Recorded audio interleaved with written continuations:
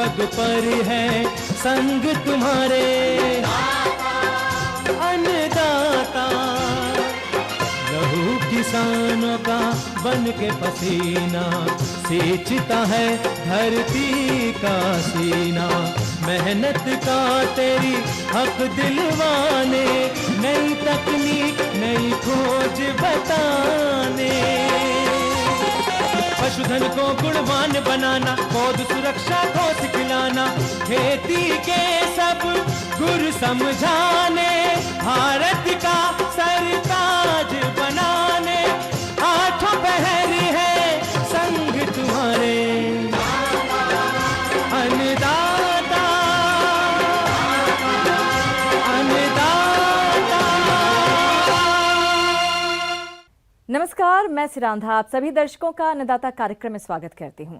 किसान हमारे देश के अन्नदाता हैं और वे ही हमारे देश के भाग्य विधाता हैं। ऐसे ही भारतीय किसानों को खेती बाड़ी से जुड़ी हुई बहुत सी नई लाभकारी जानकारियां देने के लिए हर रोज सुबह हम आपके साथ आते हैं। तो चलिए कार्यक्रम शुरू करने से पहले देखते हैं क्या है आज के अन्नदाता में।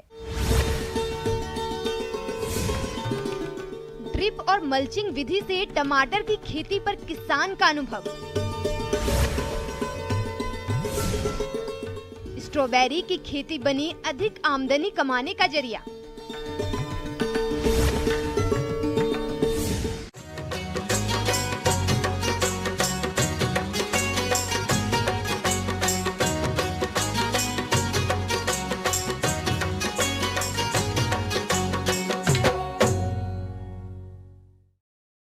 हमारे अनेक किसान भाई परंपरागत तरीके से टमाटर की खेती करते हैं, जिसमें सिंचाई जल तो अधिक लगता ही है, साथ ही साथ खरपतवारों का भी अधिक प्रकोप होता है।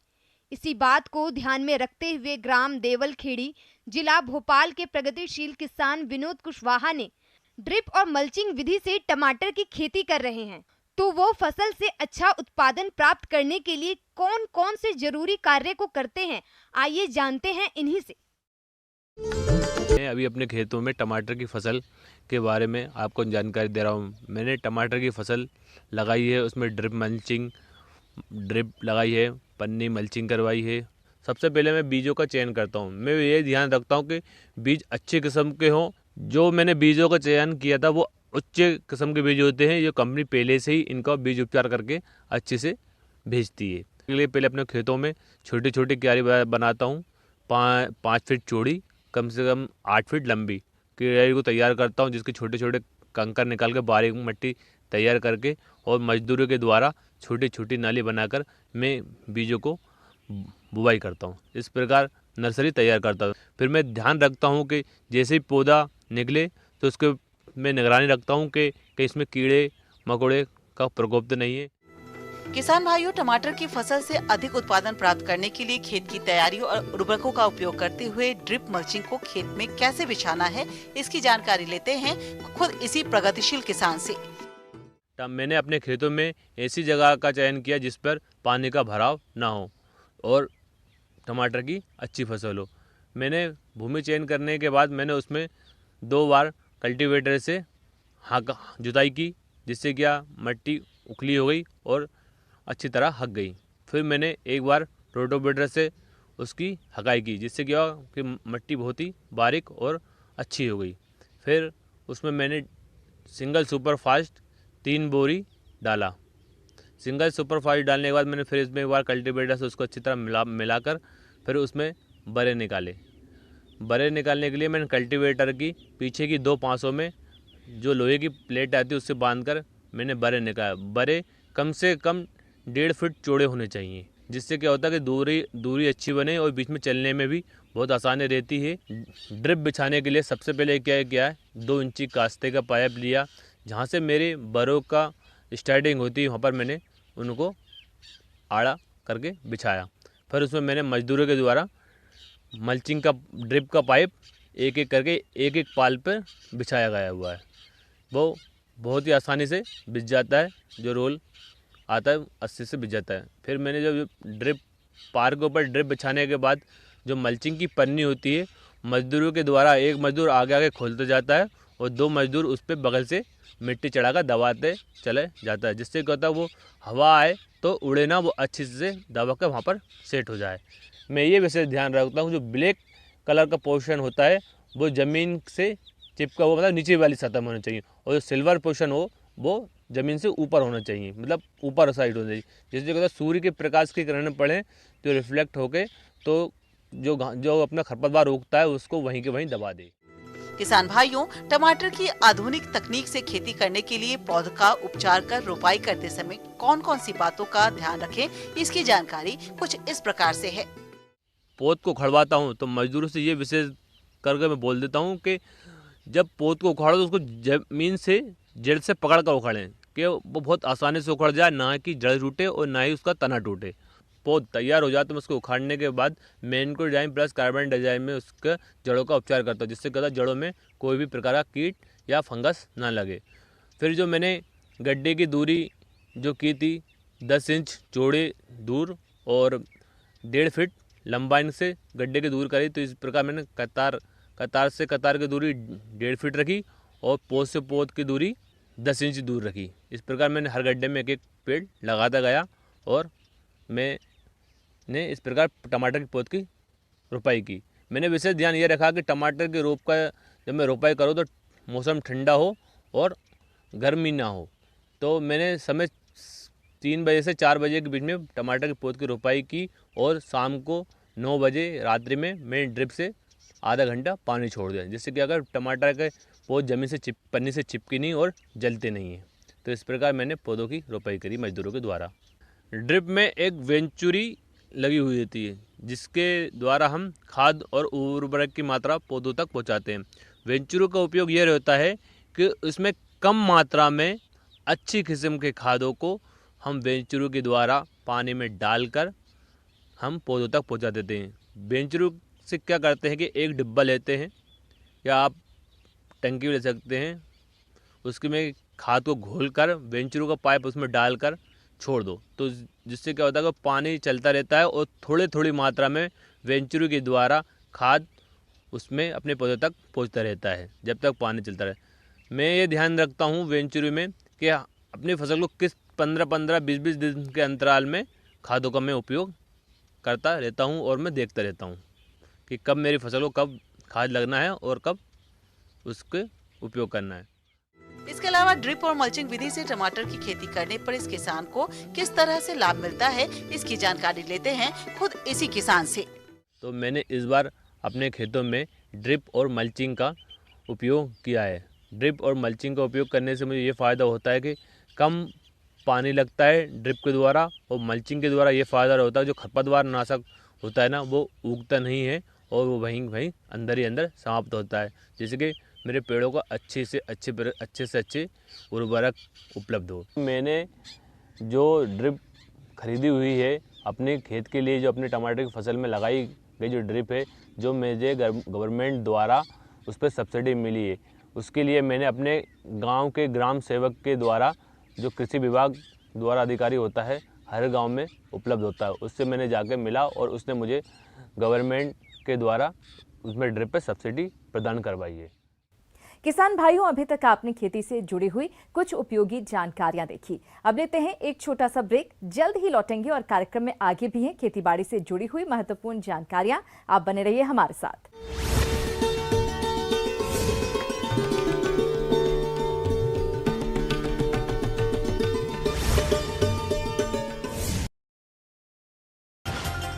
भारत की 3 दिवसीय यात्रा पर आई डेनमार्क के प्रधानमंत्री मेटे फ्रेडरिक्सन से पीएम मोदी ने मुलाकात की, स्वास्थ्य और कृषि क्षेत्रों में सहयोग बढ़ाने पर जोर दिया। डेनमार्क के पीएम ने पीएम नरेंद्र मोदी की तारीफ की, कहा पीएम मोदी पूरी दुनिया के लिए प्रेरणा स्रोत है। लखीमपुर खीरी हिंसा मामले में मुख्य आरोपी आशीष मिश्रा से क्राइम ब्रांच की टीम कई घंटों से पूछताछ कर रही, क्राइम ब्रांच ने 32 सवालों की बनाई है सूची। लखीमपुर खीरी हिंसा मामले में मुख्य आरोपी आशीष मिश्रा से क्राइम ब्रांच की टीम ने कई घंटे की पूछताछ। अजय मिश्रा ने अपने बेटे को निर्दोष बताते हुए कहा कि उनका बेटा अस्वस्थ है। कोयला संकट से निपटने के लिए एमपी सरकार सतर्क, सीएम शिवराज ने कोल कंपनियों से संपर्क रखने का दिया निर्देश। भोपाल में बीजेपी चुनाव प्रबंधन समिति की बैठक खत्म, उपचुनाव की बनी रणनीति, नवरात्रि में होगा कन्या पूजन।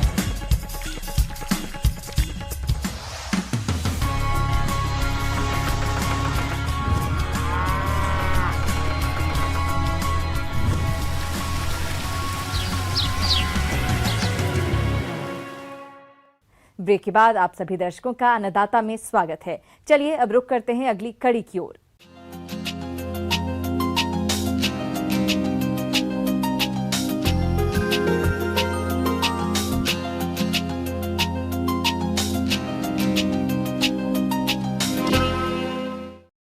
अपने प्रदेश में स्ट्रॉबेरी की सफल खेती की असीम संभावनाएं हैं और ऐसा यहाँ के वैज्ञानिकों ने प्रयोग करके भी दिखाया है। किसान भाई इसकी खेती करके अच्छा लाभ ले सकते हैं और जैसा कि अभी इसकी रुपाई का उत्तम समय चल रहा है, तो जो किसान इसकी खेती करना चाहते हैं वो तैयार स्वस्थ पौधों का खेत में रोपण करते समय किन किन बातों का विशेष ध्यान दें, इस बारे में जानकारी दे रहे हैं कृषि वैज्ञानिक डॉक्टर रविंद्र कुमार।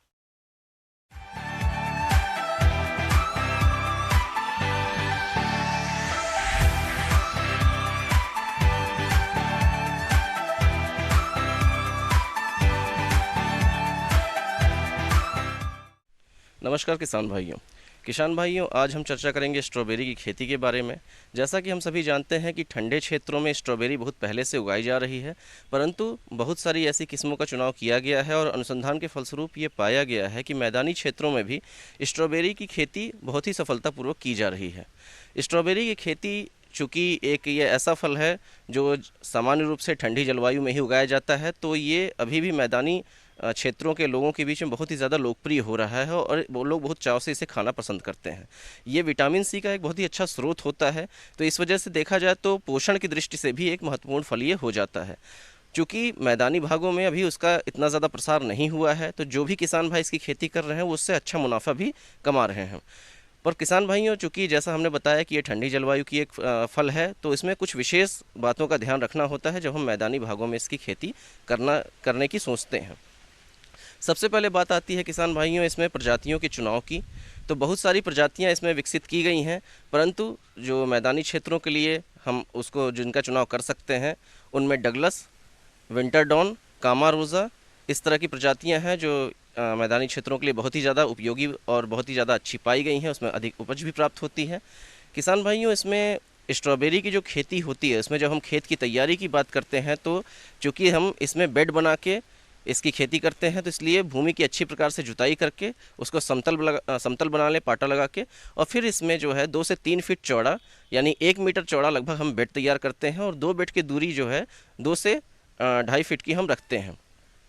किसान भाइयों, इसमें एक बेड के ऊपर 30 से 35 सेंटीमीटर की दूरी पे हम 2 कतारें लगाते हैं और 30 सेंटीमीटर की दूरी पे हम पौधों की रोपाई करते हैं।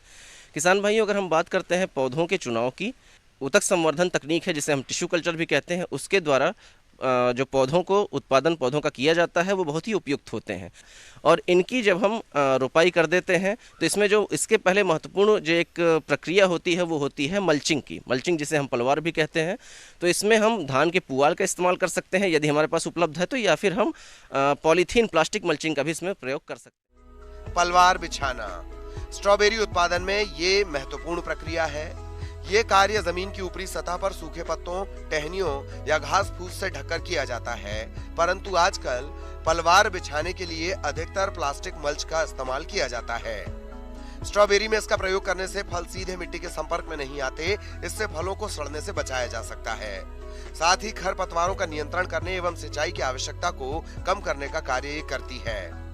किसान भाइयों, मल्चिंग पे विशेष ध्यान देने की आवश्यकता इसलिए होती है क्योंकि इसमें जो पौधे की बढ़वार होती है वो पूरे बेड के ऊपर हो जाती है, तो फिर निराई गुड़ाई कर पाना और खरपतवार नियंत्रण कर पाना बहुत ही मुश्किल हो जाता है। तो इस दशा में हमें मल्चिंग का प्रयोग करना चाहिए। पौधे की रोपाई के बाद इसमें हम जो खाद और उर्वरकों की अगर हम बात करते हैं तो इसमें प्रति हेक्टेयर की दर से कम 500 से 600 कुंटल हमें सड़ी हुई गोबर की खाद का प्रयोग करना चाहिए। इसके अलावा लगभग 50 से 100 किलोग्राम नाइट्रोजन, फास्फोरस और पोटेशियम का प्रयोग हम कर सकते हैं। परंतु किसान भाइयों, जब हम स्ट्रॉबेरी कल्टीवेशन या किसी भी खेती की उन्नत तकनीकों की बात करते हैं तो मिट्टी की जाँच यानी कि मृदा परीक्षण करना आवश्यक हो जाता है, ताकि सही तरीके से जो पौधे की जो ज़रूरतें हैं, जो आवश्यकताएं हैं और मिट्टी में जो उपलब्ध पोषक तत्व हैं उनके अनुसार ही हम इसमें उर्वरकों का प्रयोग करें। खाद एवं उर्वरकों के उपयोग का मुख्य उद्देश्य पौधों के समुचित विकास और बढ़वार के साथ ही मृदा में अनुकूल पोषण दशाएं बनाए रखना होता है। इसीलिए रोपाई के बाद से इसमें फर्टिगेशन के रूप में NPK 19-19-19 की 25 ग्राम मात्रा प्रति वर्ग मीटर की दर से संपूर्ण फसल चक्र में देनी चाहिए। ये मात्रा 15 दिनों के अंतराल पर 4 से 5 भागों में बांटकर देनी चाहिए। स्ट्रॉबेरी में सूक्ष्म पोषक तत्वों का छिड़काव भी उत्पादन बढ़ाने में सहायक होता है। स्ट्रॉबेरी के पौधे लगाने के कुछ समय पश्चात उनके आसपास विभिन्न प्रकार के खरपतवार उगाते हैं। ये पौधों के साथ पोषक तत्वों, स्थान, नमी, वायु आदि के लिए स्पर्धा करते रहते हैं। इसके साथ ही ये विभिन्न प्रकार के कीट एवं रोगों को आश्रय प्रदान करते हैं। अक्टूबर में रोपे तो पौधे से नवंबर में फुटाव शुरू हो जाता है। फुटाव शुरू होने पर खेत की निराई गुड़ाई करके खरपतवार निकाल देना चाहिए। किसान भाइयों, स्ट्रॉबेरी की खेती ऐसी होती है जो कुछ ही माह में हमें अच्छी आमदनी देती है। तो इसके बाद जो इसमें थोड़ा सा ध्यान रखने की आवश्यकता ये होती है कि चूंकि हम सितंबर अक्टूबर महीने में इसे लगा रहे हैं तो कई बार पाले से नुकसान होने की संभावना भी होती है। तो इसके लिए लो टनल संरचना यानी कि जो एक अस्थायी संरचना का हम बेड के ऊपर निर्माण करते हैं, जिसमें बांस की खपच्चियों या फिर जो लोहे की पतली सरिया या पाइप को मोड़ के उसके ऊपर अर्धचंद्राकार मतलब आकार में उसको मोड़ के हम उस पे ऊपर 25 से 30 माइक्रोन की पारदर्शी पॉलीथीन का उसमें प्रयोग करते हैं, जिससे न सिर्फ पाले से इसका बचाव होता है बल्कि जब बाहरी वातावरण में तापमान बहुत ज़्यादा कम होता है तो इसके अंतर्गत जो तापमान होता है वो बाहरी वातावरण की तुलना में अधिक बना रहता है। इससे हमारी जो पौधों की वृद्धि और विकास होता है वो भी अच्छा होता है। तो इस संरचना का प्रयोग अवश्य करें। जब इसमें हम इसकी तुड़ाई की फलों की बात करते हैं तो चूँकि ये ऐसा फल है जिसे पकी हुई अवस्था के पास में ही तोड़ना चाहिए। तो जब लगभग 70 से 75% रंग फलों में आ जाए तब इसकी तोड़ाई करनी चाहिए। किसान भाइयों, अगर अच्छे तरीके से आप इसकी खेती करते हैं तो प्रत्येक पौधे से लगभग 200 से 500 ग्राम तक उपज आप प्राप्त कर सकते हैं, अगर पूरी तरह से अपने खेत का प्रबंधन अच्छी प्रकार से आप करते हैं। तो इन सब बातों का अगर आप ध्यान देते हैं तो स्ट्रॉबेरी की खेती से निश्चित तौर पर आप जितना भी आप लागत लगा रहे हैं उसका कई गुना मुनाफा आप सुनिश्चित कर सकते हैं। आगे और भी हैं खेतीबाड़ी से जुड़ी हुई बहुत सी रोचक जानकारियां, पर यहां पर रुकेंगे एक और छोटे से ब्रेक के लिए। जल्द हाजिर होते हैं।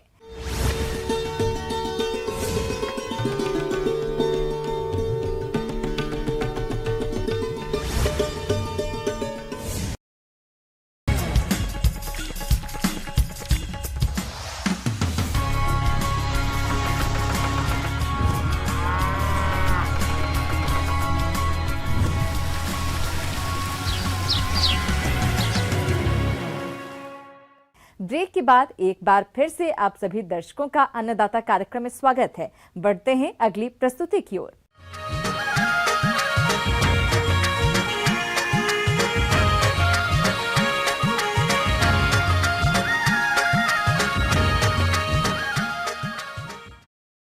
तिलहनी फसलों के अंतर्गत हमारे अनेक किसान भाई अलसी की खेती करते हैं, लेकिन वो इसकी बुआई करते समय लापरवाही करते हैं, जिसकी वजह से उत्पादन में कमी आ जाती है। तो आप अलसी की फसल से अधिक उपज लेने के लिए उन्नतशील किस्मों का चयन कर वैज्ञानिक तकनीकी से बुआई कैसे करें, इसकी जानकारी दे रहे हैं कृषि विज्ञान केंद्र शहडोल के डॉक्टर ब्रिज किशोर प्रजापति। आज हम जो है अलसी उत्पादन की उन्नत तकनीकी के बारे में हम यहाँ पर चर्चा करेंगे। जैसा कि आप सभी जानते हैं कि अलसी जो है रबी के मौसम में उगाई जाने वाली दूसरी सबसे महत्वपूर्ण फसल है और अलसी का उत्पादन में हमारा भारतवर्ष जो है तृतीय स्थान प्राप्त करता है। पहला जो है कनाडा और चाइना है। सबसे पहले ज़रूरी होता है बीजों का चयन करना, किस्मों का चयन करना। तो मैं आपको बता दूं, इसकी अनुशंसा जवाहरलाल नेहरू कृषि विश्वविद्यालय के द्वारा मध्य प्रदेश और हमारे ज़िले के लिए, शहडोल ज़िले के लिए जो चयनित की गई है, उसमें जो है पहली किस्म होती है JLS 66, JLS 67, JLS 73 और JLS 79। ये किस्में जो होती हैं असिंचित क्षेत्रों के लिए बहुत ही अच्छी मानी जाती हैं। इसमें उखटा, अंगमारी और गेरुआ रंग के प्रतिरोधक क्षमता इसमें अधिक पाई जाती है। इसके अलावा जो होता है इसमें जो है उत्पादकता जो है आप देखेंगे 12 से 15 कुंटल प्रति हेक्टेयर की दर से हम प्राप्त कर सकते हैं। अलसी की फसल के लिए काली भारी एवं दोमट मटियार मिट्टी उपयुक्त होती है। अधिक उपजाऊ मृदाएं अच्छी समझी जाती हैं। भूमि में उचित जल निकास का प्रबंध होना चाहिए। अलसी की फसल को ठंडी व शुष्क जलवायु की आवश्यकता पड़ती है। अलसी के उचित अंकुरण हेतु 25 से 30 डिग्री सेल्सियस तापमान तथा बीज बनाते समय तापमान 15 से 20 डिग्री सेल्सियस होना चाहिए। खेतों की जुताई पर हम अब बात करना चाहेंगे कि खेत की जुताई हम किस प्रकार से करें। तो जैसा कि आप जानते हैं, अलसी के बीज जो होते हैं बहुत ही छोटे होते हैं, जिसके लिए हमें अलसी की बुआई के लिए जो होता है, भूमि को हम 2 से 3 बार कल्टीवेटर से अच्छी जुताई करने के बाद हम उस पर पाटा ज़रूर चला दें, जिससे जो है भूमि की नमी जो है वो हवा में गर्मी के कारण जो है उत्सर्जित ना हो सके और उसके अंतर्गत नमी बनी रहे। और मैं आपको अब खाद और उर्वरकों का उपयोग किस तरीके से हम अलसी की खेती में करें, हमें ये जानना बहुत ज़रूरी होता है। तो किसान मित्रों, मैं आपको ये बताना चाहूँगा कि जो है अलसी जो है एक असिंचित और सिंचित दोनों क्षेत्रों में खेती की जा सकती है। इसकी 2 सप्ताह पूर्व जो है 8 से 10 टन सड़ी हुई गोबर की खाद हम अपने खेतों में मिलाकर अच्छी तरीके से भूमि को हम जो है जल निकासी की व्यवस्था ज़रूर कर दें। इसके अलावा जो होता है, नाइट्रोजन, फास्फोरस और पोटास की मात्रा जो होती है वो असिंचित क्षेत्र के लिए जो होती है 60 किलोग्राम नाइट्रोजन, 40 किलोग्राम फास्फोरस और 40 किलोग्राम पोटास का उपयोग करें। इस बेसल डोज के रूप में जो हम बुआई के समय पर खेत में हम इसको मिला सकते हैं। उसके अलावा जो होता है सिंचित भूमि के लिए जो होता है 100 किलोग्राम नाइट्रोजन, 40 किलोग्राम फास्फोरस और 40 किलोग्राम पोटास को हम सिंचित भूमि में उपयोग करें। सिंचित भूमि में अलसी की खेती करते हुए हमें ध्यान देना होता है कि नाइट्रोजन का जो है 50% आधी मात्रा जो है केवल हम बुआई के समय पर उपयोग करें, और जो बाकी 50 मात्रा है वो जो फूल बनने की अवस्था या दाने भरने की अवस्था है उस समय अगर हम खेत में उपयोग करते हैं, जिससे हम अधिक से अधिक उत्पादन प्राप्त कर सकते हैं। अब हम बुआई की बात करें तो किसान मित्रों, बीज की जो मात्रा होती है 20 से 25 किलोग्राम प्रति हेक्टेयर की दर से हम बीजों का खेत में बुआई करना चाहिए। बुआई से पूर्व बीज को कार्बेंडाजिम की 2.5 से 3 ग्राम मात्रा प्रति किलोग्राम बीज की दर से उपचारित करना चाहिए, अथवा ट्राइकोडर्मा हार्जियनम की 5 ग्राम एवं कार्बाक्सिन को उपचारित कर बुआई करनी चाहिए। अलसी की बुआई के लिए सीड ड्रिल मशीन के द्वारा भी बुआई कर सकते हैं। 30 सेंटीमीटर लाइन से लाइन और पौधे से पौधे की दूरी जो है 10 सेंटीमीटर पर बुआई करना चाहिए। और हमें जैसा कि हम जानते हैं कि बीज बहुत छोटे होते हैं, तो हमें जो है बुआई करते समय ध्यान रखना चाहिए कि बीज जो है बहुत गहराई तक ना जा सके। तो इसके लिए हम क्या करें, हम सीड ड्रिल के माध्यम से या जो हमारे देसी ड्रिल जो होते हैं बैलों के द्वारा जो बुआई की जाती है, जिसे चोंगा बोलते हैं, उससे हम 30 से 4 सेंटीमीटर केवल गहराई तक हम बुआई करें। अब किसान मित्रों, हम अलसी की खेत में खरपतवार का नियंत्रण किस प्रकार कर सके, इस पर हम बात करना चाहेंगे। जैसा कि आप जानते हैं, अलसी जो है धीमी गति से बढ़वार करने वाली फसल है, और शुरुआती दौर में जो है खरपतवार का अगर हम नियंत्रण कर सकते हैं तो हम निश्चित रूप से 10 से 15% तक जो है अलसी में अधिक से अधिक उत्पादन प्राप्त कर सकते हैं। खरपतवार प्रबंधन के लिए बुआई के 20 से 25 दिन पश्चात पहली निराई गुड़ाई एवं 40 से 45 दिन पश्चात दूसरी निराई गुड़ाई करनी चाहिए। अलसी की फसल में रासायनिक विधि से खरपतवार प्रबंधन हेतु एलाक्लोर 1 किलोग्राम संक्रिय तत्व को बुआई के पश्चात एवं अंकुरण के पूर्व 500 से 600 लीटर पानी में मिलाकर खेत में छिड़काव करें। किसान मित्रों, अब हम जो है सिंचाई किस प्रकार से हम अपने खेत में करें, इस पर हम विशेष रूप से ध्यान देना चाहेंगे। जैसा कि आप जानते हैं कि अलसी जो है इसमें सबसे जो महत्वपूर्ण समय होता है फूल आने के पहले और दाने भरने की अवस्था। इन 2 अवस्थाओं में भूमि में मुख्य रूप से नमी होनी चाहिए। अगर हम इस अवस्था में नमी की कमी होती है तो मुख्य रूप से हमारी उत्पादकता में कमी आएगी। तो इसलिए किसान मित्रों, फूल आने के पहले और दाना भरने की अवस्था में हम भूमि को मुख्य रूप से सिंचित करें। इन छोटी छोटी बातों को अगर किसान मित्रों हमारे ध्यान रखते हैं तो मुख्य रूप आप देखेंगे आपकी उत्पादकता में निश्चित रूप से वृद्धि आएगी।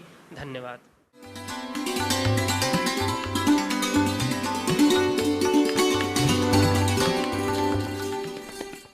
अन्नदाता हेल्पलाइन निःशुल्क फोन संपर्क सेवा के माध्यम से आपके द्वारा पूछे गए प्रश्नों में से 1 या 2 महत्वपूर्ण प्रश्न को हम अपने कार्यक्रम में शामिल करते हैं। इसके तहत आज का चयनित प्रश्न और उसका जवाब इस प्रकार है। अन्नदाता निःशुल्क फोन संपर्क सेवा के माध्यम से पूछे गए प्रश्नों में से आज हमने जिस प्रश्न को कार्यक्रम में शामिल किया है उसे पूछा है ग्राम मवाना, जिला दुर्ग के कृषक जतिन प्रसाद ने। यह जैव उर्वरक बनाने की विधि के बारे में संपूर्ण जानकारी चाहते हैं। तो जतिन प्रसाद जी, आपकी जानकारी के लिए प्रस्तुत है कार्यक्रम का ये अंश। बायो फर्टिलाइजर जो होते हैं, जैव उर्वरक, वो क्या होते हैं?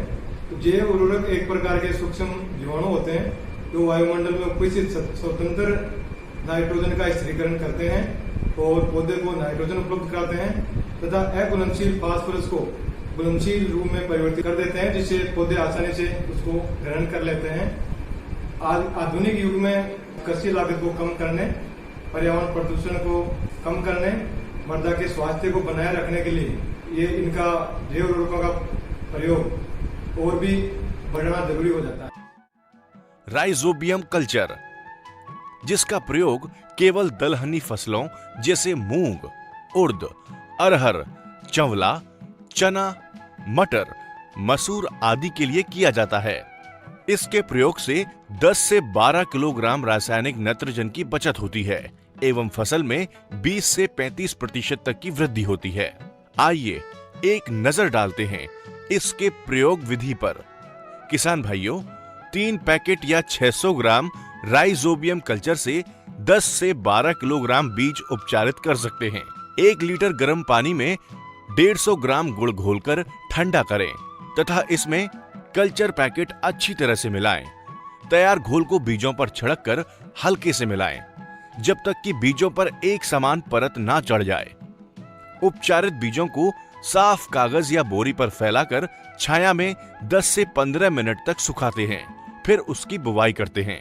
एज़ोटोबैक्टर, जो कि दलहनी फसलों को छोड़कर सभी फसलों के लिए उपयोग में लाई जाती है।